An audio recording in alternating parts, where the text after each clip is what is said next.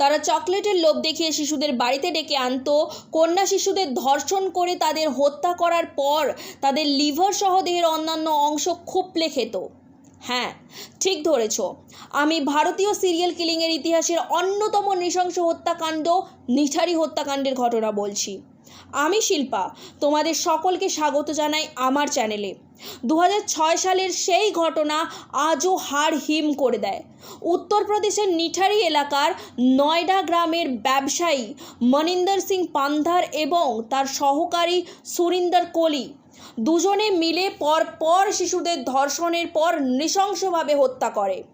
Serial killer বলা হয় এমন ব্যক্তিকে যিনি নির্দিষ্ট সময়ের ব্যবধানে একাধিক মানুষকে হত্যা করেন, যেখানে প্রতিটি হত্যার মধ্যে একটি উল্লেখযোগ্য সময়সীমা থাকে।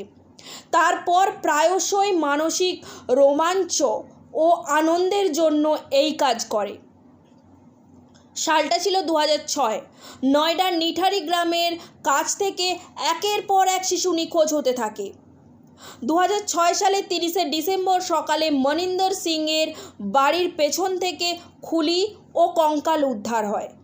এরপর তদন্ত শুরু হতেই ঘটনাটি প্রকাশ্যে আসে। একে একে উদ্ধার হয় মোট 17টি খুলি ও কঙ্কাল। তারপর 2 অভিযুক্তকে গ্রেপ্তার করে পুলিশ। এরপর তদন্ত যত এগোতে থাকে ততই হাড় হিম করা ঘটনা প্রকাশ্যে আসে। মাথার খুলি ও কঙ্কালগুলির ময়নাতদন্তের রিপোর্টে ধরা পড়ে ওই 17টি খুলির মধ্যে 11টি ছিল মেয়েদের খুলি। এদের ধর্ষণ ও খুন করার পর প্রমাণ লোপাট করতে দেহ টুকরো টুকরো করে পলিথিনে ভরে বিভিন্ন জায়গায় ফেলে দেওয়া হয়। এরপর ঘটনার কারণ খুঁজতে তদন্তে নামে সিবিআই। অভিযুক্তদের মুম্বাইয়ের সিবিআই হেডকোয়ার্টারে নিয়ে গিয়েও জেরা করা হয়। এরপর তারা অপরাধ স্বীকার করে। অভিযুক্তরা হতাশাগ্রস্ত ও বিকৃত মানসিকতা ছিল বলেও জানায় সিবিআই। গাজিয়াবাদ সিবিআই আদালত মৃত্যুদণ্ড দেয়, কিন্তু অভিযুক্তরা ওই রায়কে চ্যালেঞ্জ জানিয়ে এলাহাবাদ হাইকোর্টে আবেদন জানায়।